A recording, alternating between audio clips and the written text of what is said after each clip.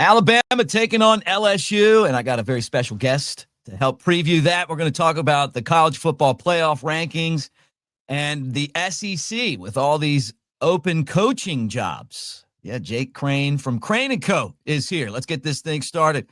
Roll Tide, everybody.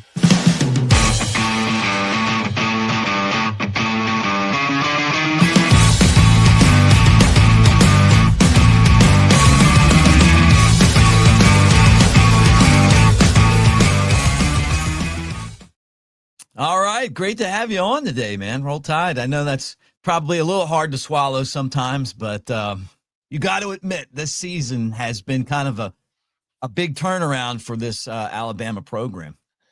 Yeah, well, first off, thanks for having me, man. Really enjoy you guys' work and appreciate you having me on. Well, look, as somebody that picked Alabama to win the national championship this year, believe me, it tastes a lot better than it normally does. I always say, and to be honest with you, my wife's from Tuscaloosa, and I'm obviously from Auburn, so it's like a messed up Taylor Swift song.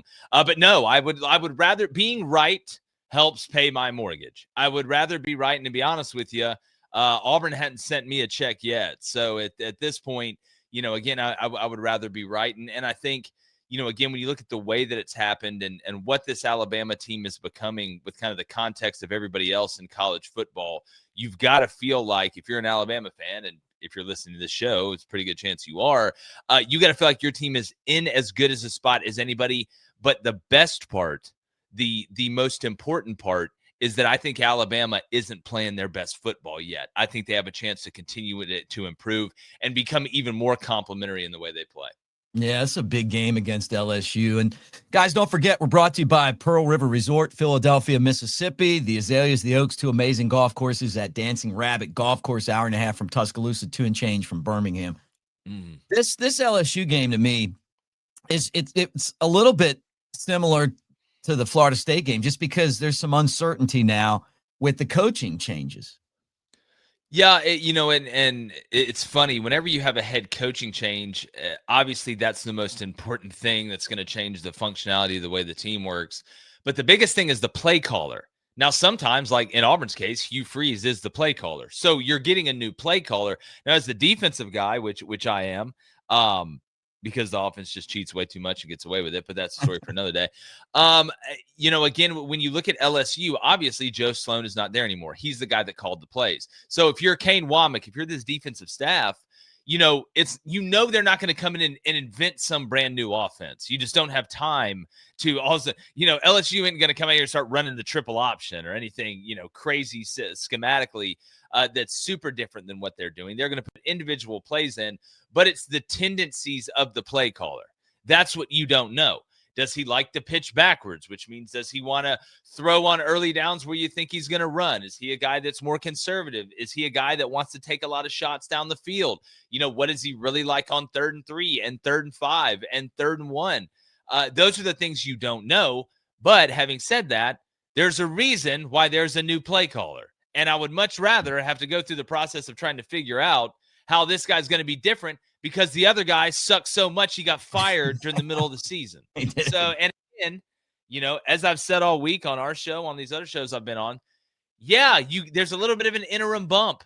That's a true thing. That's a real thing. Look at what happened to UAB versus Memphis. Yeah. Look at UCLA with what Macaulay Culkin did when he took over there. I know Tim Skipper was the interim, but that firing of the head coach and that interim bump doesn't give LSU brand new offensive linemen. And that, at the end of the day, is what has cost LSU and what ended up costing Brian Kelly his job this year. Yeah, well, Bama comes into this game after a week off, having run a gauntlet. The first time ever that an SEC team has played 4 straight weeks against ranked teams, won all those games. And then South Carolina down there was the toughest game because Alabama had to score late and they had to do it a few times to win the game. And now you get this matchup where LSU has talent, but Alabama should be rested. Plus, it's a home game, and it's the next game on the schedule. When I look at Kalen DeBoer, these are the games you want to be in because this is where the team kind of let up last year. Yeah, and you brought up Florida State at the beginning. I think we may look back on this season and say that Florida State loss was the best thing that could have happened to this team and maybe even this program moving forward. And I know Alabama fans never want to lose. Nobody ever does. But sometimes you got to let them put their hand on the stove, man. Like, I can tell you don't put your hand on the stove. You're going to burn it. You're going to burn it. But until that one time you put your hands on the stove, then you're really going to learn. Mm-hmm. So I think you're going to see a mature Alabama team show up to play LSU because regardless of what either of these teams' records are, they hate each other. This isn't a game that you just sleepwalk your way through. I mean, some of the greatest football games I've ever seen have been played between Alabama and LSU. And then obviously what Bama has on the line, what they're trying to protect, and again, being undefeated in conference is huge as we move towards the end of this thing.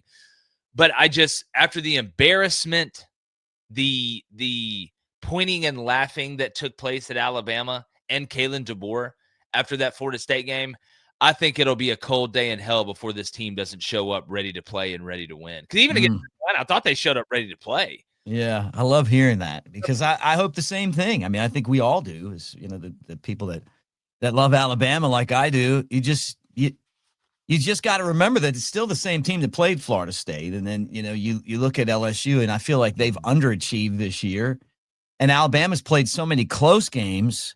The one thing that I think Alabama can rest their head on is the fact that they don't make a lot of mistakes, although they did a little bit against South Carolina. They've been so disciplined this year. They don't turn the ball over, and they don't commit a lot of penalties. Well, that's the biggest area of growth, I think, when you look at Alabama, even going back from last year to this year and in the first game, is now Alabama's not the team committing the stupid personal fouls. Yeah. They're letting the other team do that. It's just amazing.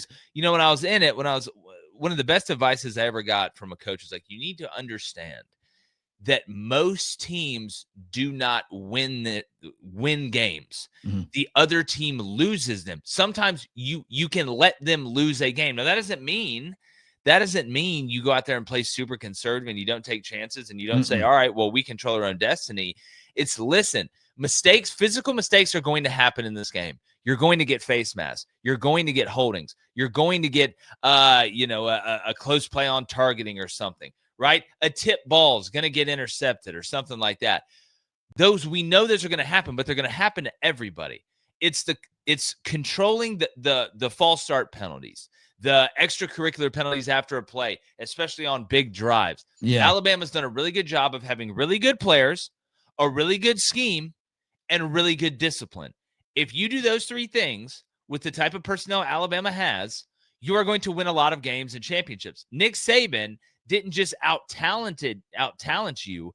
He out-talented you and out-disciplined you. And if you put those two things together, you're unbeatable. That's the closest thing to perfect you can be in this game. Yeah, right. And look at Tennessee. They've been good, but they've given too many turnovers for touchdowns and too many mistakes. Yeah, it costs you. The wrong side looking in. Yeah. So they announced the college football playoff rankings this week for the first time. Alabama, no surprise at all. Number 4. Your thoughts on the rankings? Anything that surprised you? Does it even matter at this point? Well, a lot of the talk, and it should be, is about Notre Dame and Miami, right? If both of these teams finish 10-2, should head-to-head trump everything. And I don't understand how it doesn't. Mm-hmm. Like, that's what do you mean? Like, if I'm the committee, I am praying to God that there's a head-to-head game I can leave. It's the best built-in answer there is. Y'all played 12 games. We played 12 games. Okay, we're both 10-2.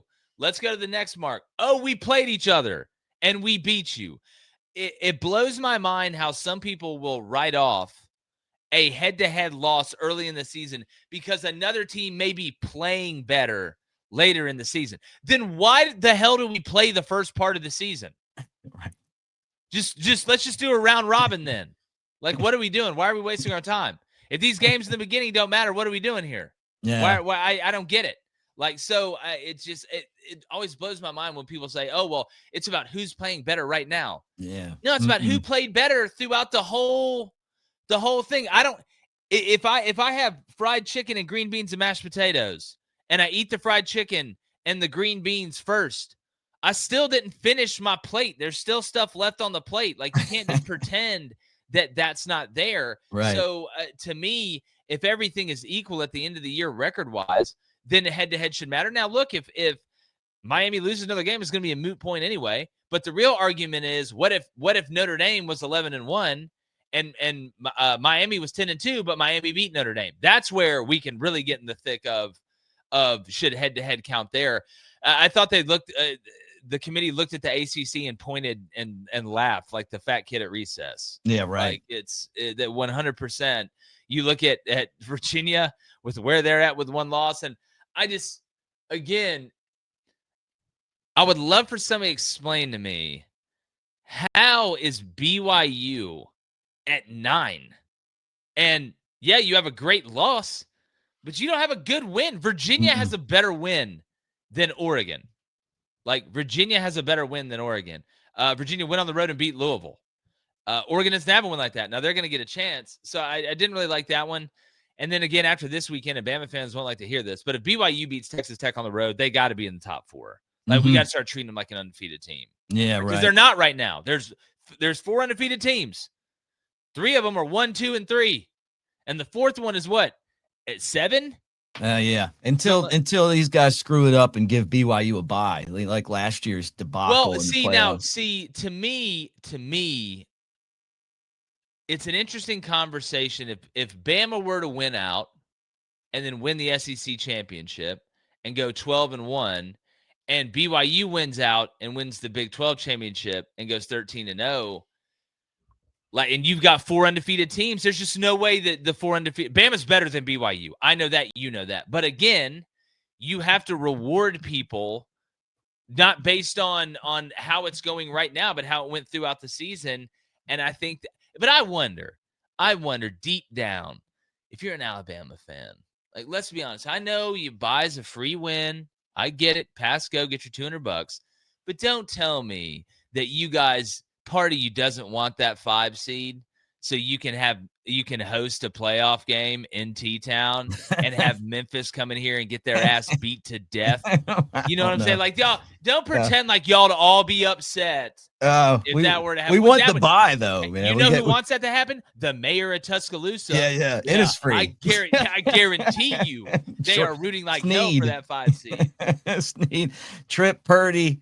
The gang at 2 dimes, like you want to talk about he may be converted to Mormonism for this weekend, hoping BYU wins. And I hope that Bama runs the table. I really do. I see these college football playoff rankings, and I don't even care anymore, because it gets to the end and it's like so different than what it is the entire way, right? It's a TV show for sure. Yeah, right. Like, it's like we watch every week because we have to. It's like I was telling my wife.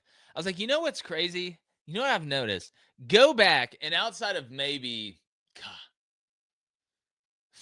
the BCS, like starting after the BCS era and whenever we started expanding it past 2 teams, do you notice there's always some crazy reveal? Yeah. Like there's never been one at the end where we're like, all right, we know what's going to happen. Like, we're definitely going to know. And it's like we're shocked because, like, they pulled off the, it's an M. Night Shyamalan movie. They just pull off the mask. SMU made it. Dad. Yeah, it's but no wins. Nobody didn't beat anybody. Yeah, they're like, and SMU. Oh, whoa, SMU. It's like it's there's always Florida State goes undefeated. No, your quarterback's hurt. There's always something. Yeah, right. It's always something. Yeah.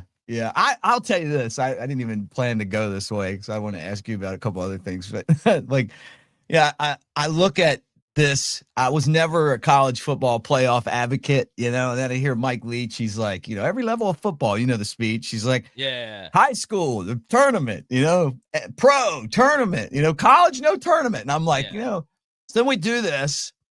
And then I'm like, last year I'm looking at like the Boise State with a bye and Arizona State and, and SMU. I'm going, what are we doing, man? Let's just make it big enough where all the good teams can make it. Like, why, if like 12, but then you're not playing anybody, we got to play the schedule in the SEC. I don't even think it compares to the Big Ten just because the meat, like every team's good.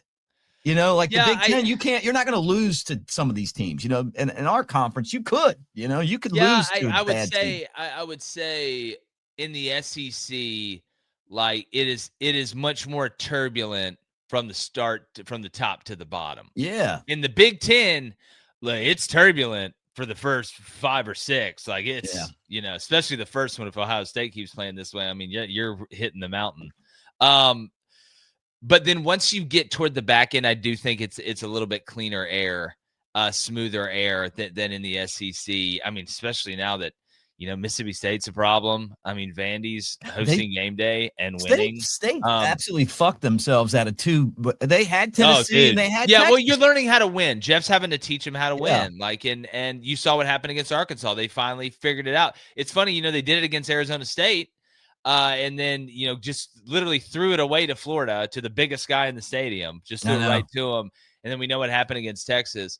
But as far as I forgot playoff about goes, that one. as far as the expanding the playoff,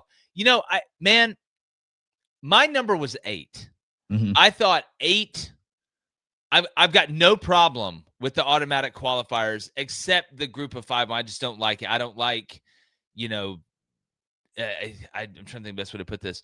I don't want to say the DEI hire of college, the college but that's playoff. exactly what it is. But it's like why? Why are we like, oh, hey, wait, we got to have one of them then. Yeah, right. Like we have now. Look, Cincinnati made a 14 playoff as the group of 5. If you're good enough and you schedule good enough, it can obviously work out. But picking one out of the crowd saying, well, we have to have a blind kid in here. Like, get him in here. He's got to be in the movie. And they got trucked. Yeah. And that's what happened. You can't, it's a race car movie. Now you put a blind person on a race car. You wonder what happened. But to me, I thought 8 would be the perfect number. Yeah. I like 12 though. And I just wonder, this year has been so anomalous in the fact that so many teams can win it. I don't know. Maybe this is the new era, right? With NIL and transfer portal and all this stuff. But I think we need more data before we're like, all right, guys, anybody can win it now. There will never be another super duper elite, amazing, dominant team. I need a couple more years of data to back that up. It's going to be the same teams. You know what I mean? Like it does. Like Bama wasn't going to win it last year. I think we should have been in over some of those other teams, although we didn't help ourselves with some of those losses. But it's like it's just would have been a better matchup if Bama would have played at Penn State instead of SMU. And I'm like, look, if this is all about TV money and games, I mean, what the hell does it matter? I mean, like, the conference championship games are like, well, we're in the playoff, and now they're talking about like maybe we shouldn't play our best players. Like it's so weird to think about, right? Like make it a bigger tournament to me. I don't know. Like I just thought last year's playoff was disappointing. I'll never be upset with more football. I'm just at some point that is going to eat into the regular season. Like you can't on one hand say player safety. Then it's like, oh, player safety, but also we're adding 10 more. You're playing 23 games this year. 20-game schedule. Yeah. All right. What do you think about the SEC championship game race? Obviously, we're looking at it from the Bama point of view, hoping that Bama can just win. And they have, to me, the toughest 3 games remaining of the teams that are in this mix, right? Because you can lose to LSU, you can lose to Oklahoma, and you can lose down at Auburn. And that could happen. Texas A&M plays Texas. I don't think Missouri's going to give them much of a problem without their quarterback. And then I look at Ole Miss, and I'm like, Ole Miss is kind of sitting right there. Like they play Mississippi State. That's always a tough game. I think they'll win that one. Like they got to play Florida, but I've got a feeling they're gonna take care of business there. Georgia's kind of in the same spot too. Like hey, they lost to Bama as per normal, but took care of the rest of the schedule. Your thoughts on what the race is going to look like in the end? Well, Georgia and Texas they play each other, so one of them will get another loss in the SEC. So if we're going under the hypothetical of Bama wins out and is undefeated in conference, to me it's just like if you're an Alabama fan, who would you rather play? Like Mick, who would you rather play right now? If I told you, hey, you get to pick Ole Miss, A&M, Georgia, who you picking? Probably. I know this is going to sound crazy, but I'd probably say A&M. You'd say A&M? I don't think that's crazy. I mean, I don't think there's a wrong answer here. To me, it would be Ole Miss. I would pick Ole Miss.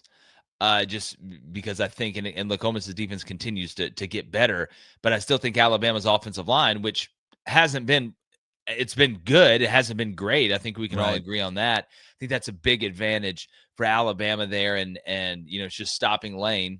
He's going to score points, but I think Colin Klein and Marcel Reed can score points. Obviously, we know that Georgia can score points as well with what Gunner's doing. I think we're going to end up the way I kind of see it playing out is A&M. You've got that game against Missouri you brought up. They got the freshman starting at quarterback, the game they should win. That game at Texas. That's why this Georgia-Texas game is huge that it's coming up. Because if Texas beats Georgia, and I'm not saying they will, Texas hosts A&M. So there's a real world in which, okay, well, we get down to it. A&M's got one loss in the league. Or excuse me, Texas beat Georgia. Georgia's out.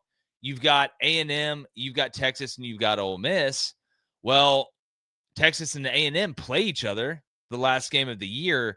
This tiebreaker scenario could get really, really funky. But if it was me and I was Alabama fan, I would want to play Ole Miss. Yeah. Well, I could see that too. Look, over the years, Bama's won like 80 of 100 or something like that. So, well, I want somebody in there that hadn't played in there before. I know A&M, but and there's a lot of similarities between what Marcel can do and what Trinidad can do, but I think Marcel throws it better.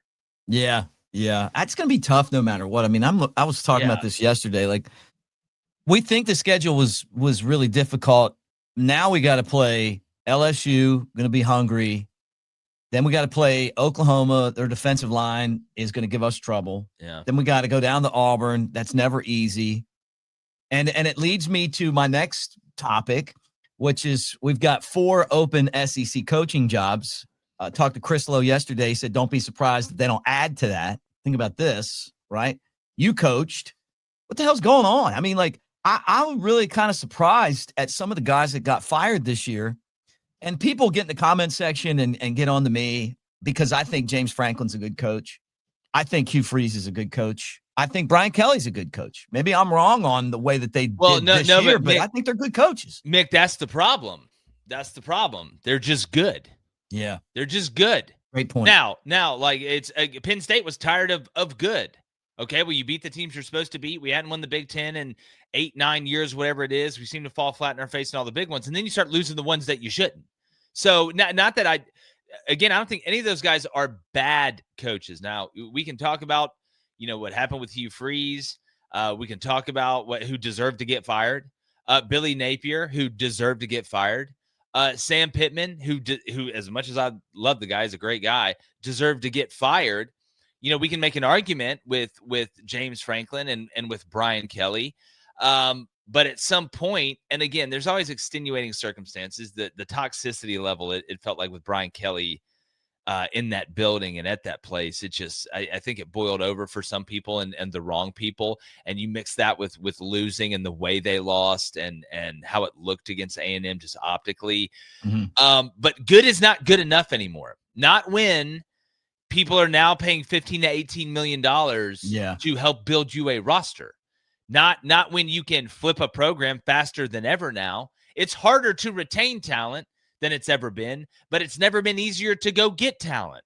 So, you can turn a program around in a year. Kurt Cignetti, what he's done, has given ADs the pathway to say, look, heck, he did it at Indiana. Yeah. You can't do it at LSU or Florida or Auburn. Like, he's out here having to bringing a butter knife to an AK-47 fight and slicing and dicing everybody out here. He's like the Zohan. So, when you look at these openings, it's going to be very interesting to see them all at the same time, because I think they're all, pretty good jobs. Some are better than the other ones.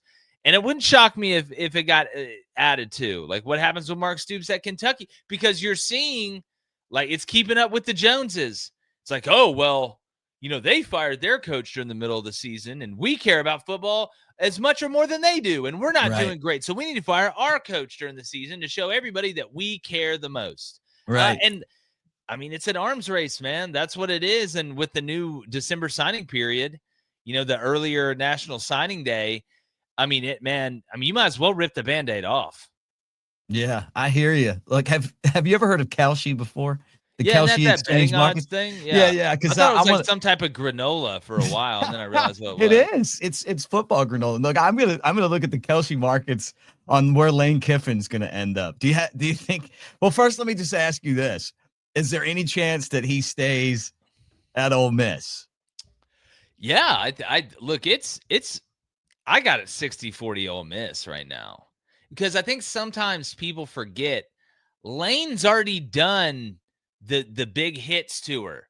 He was like 12 years old as the head coach of the Raiders. It was like that movie Rookie of the Year. And then he's been at USC Yeah, and he's been at Tennessee. Like he's already had really, really big jobs and it all didn't work. Now, he goes to Ole Miss. It's like the Goldilocks porridge, man. This was too hot. This was too cold. This one's just right. Ole Miss does have high standards. They're in the Southeastern Conference. You can win there, but you win 8-9 games a year at Ole Miss, and you do that over a span of 10 to 15 years, bro. It's a statue. right. Like you're now the governor of the state of Mississippi. Like Lane Kiffin right now wouldn't even have to bring a gun to rob a bank in the middle of Oxford. He could just walk to Oxford, walk in and be like, hey, I need all the money in the vault. And they'd be like, oh, Lane Kiffin, sir. Yes, please. This way, right this way. Right. You want something to drink. Like it's just so he seems happy. His family seems happy. And Lane, you can tell, has really transformed himself off the field. And I think Ole Miss was part of that process. And that's a very, very strong connection that he has with them. So I wouldn't be shocked at all to see Lane stay at Ole Miss. You know what? If that's what he wants to do and he leverages him for more money, which is what he's going to do if he stays there, then good on him. Okay. Well, I'm going to pull up the market. This is the who will be the permanent head coach of the Florida Gators. And right now, the market is telling us, as I throw on the screen, 56% Lane Kiffin, 21% Eli Drinkowitz. So that's two more SEC coaches. Yeah, no, that would make sense. I mean, with Florida, let's be honest, the only time they've ever been really dominant is when they had a head coach that talked shit. Like to you. Yeah, right. It's a perfect fit. Like, look, Billy Napier's a great guy. I mean, he's bought all the Girl Scout cookies when they showed up at his house. He's every time he'd walk past Santa and the Salvation Army thing, he throws some money in there. I'm sure he's a great guy. But like at the end of the day, man, like it takes some ego to win this thing. And Steve Spurrier, he'd let you know. Urban Meyer would let you know. Lane Kiffin will let you know and then go to social media and let everybody else know. Right, so right. I think it's a perfect fit. Drink's kind of that way too.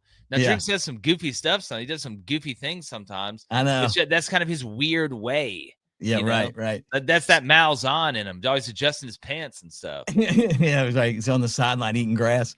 Dude, hey, I just like I wonder what the Kalshi odds are on the how many times Gus Malzahn adjusts his pants during a game on the sideline. It's incredible. Next time you're watching Florida State and you see Gus on the sideline, just watch the amount of pants adjusting it's got to be 1,000. Does it surprise you that the Kelce odds have Lane Kiffin as still the number one guy to be LSU's next coach? It's a lot closer, though, 22-16 with John Summerall. And look, there's Coach Saban down 11 to 15%. 15? Yeah. Wow. That's high. Coach Saban's not coming back. So no. Get that out of there. He's not. You're wasting your money. Hey, you should just look, you should just bet on Lane Kiffin to get every job. Yeah. That's what you ought to do. Yeah. I don't know. What about Auburn? I mean, you're an Auburn guy. What about Auburn? I mean, is there any chance that he's going to be the Auburn guy? Didn't you have a chance with him a few years ago? Yeah, they did. And then his daughter wrote him a letter. Like, I don't know if you saw on ESPN, like he was coming to Auburn. His daughter wrote him a letter. It was like, hey, it's like basically like a country music song, like about staying in Oxford, and he decided not to. And that's when we got Hugh Freeze. So thanks for that. I don't know what happened with Hugh Freeze. I'm really shocked by how bad. Like it's two things to me. One, the softness level, like mentally, was look. I'm all for growth. Right, in the individual. That's part of playing sports. It's part of playing a team sport. You want to create good men. and stuff like that. But like, dude, this ain't the Boys and Girls Club. Like, you're getting paid how many millions of dollars a year to win. Right. That's what you're getting paid to do. Yeah. That's what you're getting paid to do. And create great people, win and create great people. If it was just about, hey, creating great people, go be a camp counselor, man.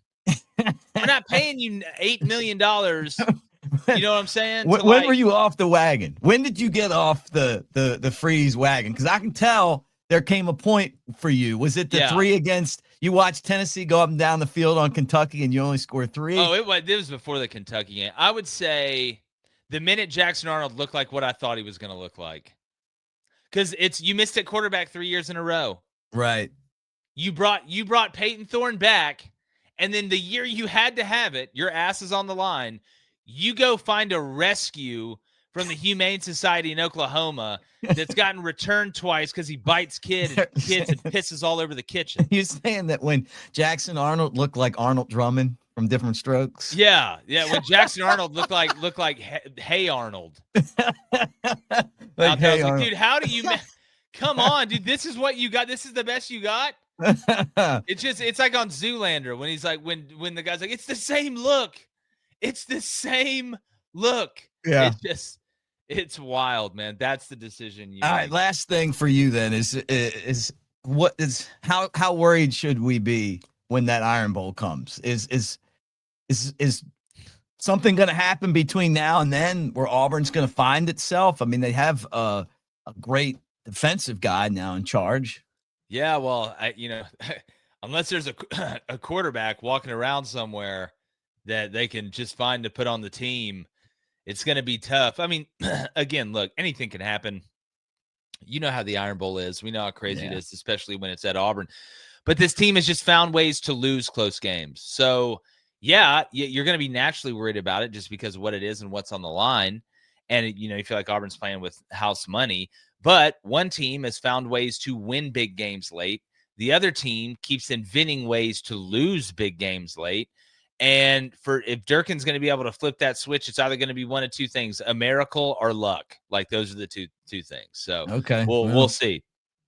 We've had those things happen to us down there, but maybe we can get you back on before the Iron Bowl for to sure. Dig back in. Your show's called Crain and Company. You guys do a great job. Tell people how they can catch you. Yeah. And your crew. Yeah, well, if the easiest way to find us, just go to YouTube. It's Crain and Company, CRAIN Company. I mean, we're on Roku, we're on Apple Podcasts, Spotify, if you listen, all that stuff. But almost to 200K on subs on YouTube, and we're trying to get there before the end of the year. I think we can do it, and with your help, we for sure can do it. Yeah, you guys, look, Bama fans, they're really, he's an Auburn guy, but you wouldn't know it. I mean, like, you're really objective. You guys do a great job. Like, appreciate it, man. Super impressed with your show. It's just, like just because it's fun, it's like a fun. Yeah. Well, listen. We always say we only know 4 things, and they all start with F, and football just happens to be one of them. So. Yeah, right. Somewhere in there.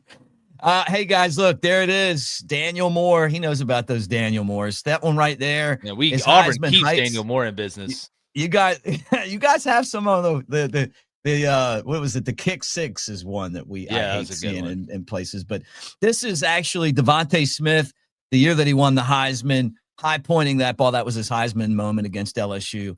You guys can get that 30% off right now using our promo code Bama Tailgate at checkout at newlifeart.com. So take advantage of that. And don't forget, as always, we are presented by Pearl River Resort. Jay Coker and I will be down at Pearl River in a couple of weeks. We invite you to come down as well. You got a sports book, Vegas-style sports book at the Timeout Sports Lounge. You would love this, Jake. It's like I know it's a Pearl River. You said at the Dancing Rabbits, the golf course? Yeah. God, come on sounds down. Amazing. I'll come down there. Yeah, come hang. We're going to be down there.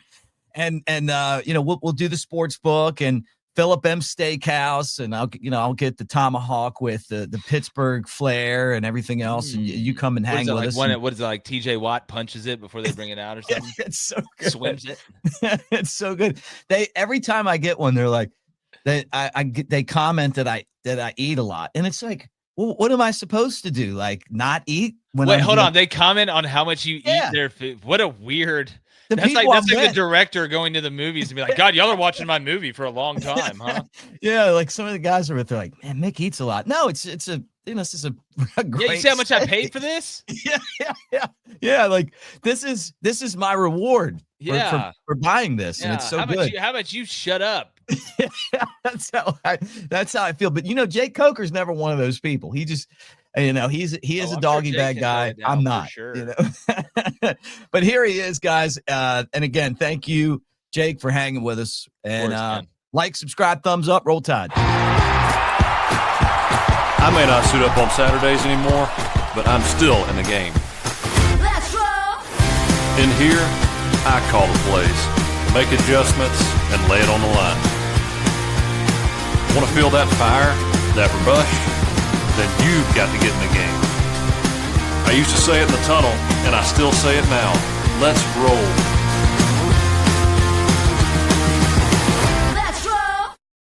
We're presented by Bod Coach, and you can tell I'm slimming up over here, and it's because of Bod Coach. This is absolutely amazing. It's your personal trainer that is with you 24/7. So when I go to hotels or when I'm on the road, I type in, "Hey, look, I got equipment. This is what I have," and it'll make a workout specifically for me, what I want, what exercises I want. When I'm at home or I'm in a hotel and there's no way I can get to the gym, it'll say, "Hey, this is what I want to work on today," and it sends you personalized workout plans. It's really awesome. And they contacted me a few weeks ago to be a spokesman. I said, "Well, I want to try this." Bod Coach is fantastic. Like, I use it all the time.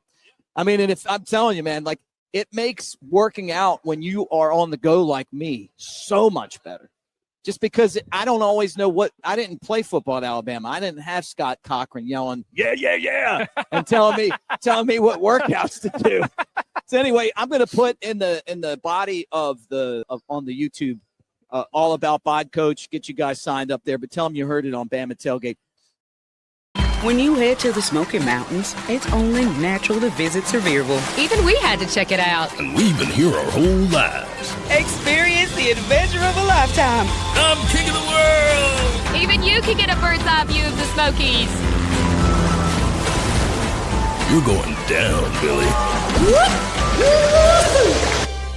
Whoa. Your Smokies start here.